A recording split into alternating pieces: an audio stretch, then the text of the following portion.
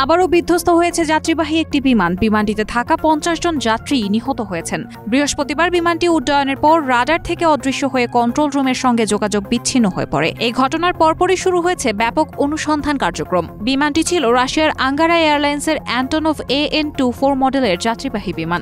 দেশটির রাষ্ট্রীয় গণমাধ্যম জানিয়েছে, বিমানটি সুদূর পূর্বাঞ্চলীয় আমুর অঞ্চলে বিধ্বস্ত হয়ে 50 জন যাত্রী নিহত হয়েছেন। স্থানীয় জরুরি মন্ত্রণালয় জানিয়েছে, সাইবেরিয়া ভিত্তিক আঙ্গারা নামক একটি বিমান সংস্থা দ্বারা পরিচালিত বিমানটি চীন সীমান্তবর্তী আমুর অঞ্চলের টিন্ডা শহরের গন্তব্যস্থলে পৌঁছানোর সময় রাডার স্ক্রিন থেকে বিচ্ছিন্ন হয়ে যায়। আঞ্চলিক গভর্নর বলছেন, প্রাথমিক তথ্য অনুসারে বিমানটিতে 5 শিশু সহ 43 জন যাত্রী এবং 6 জন ক্রু সদস্য ছিলেন। তবে জরুরি মন্ত্রণালয় বিমানে থাকা লোকের সংখ্যা কিছুটা কম, প্রায় 40 জন বলে জানিয়েছে।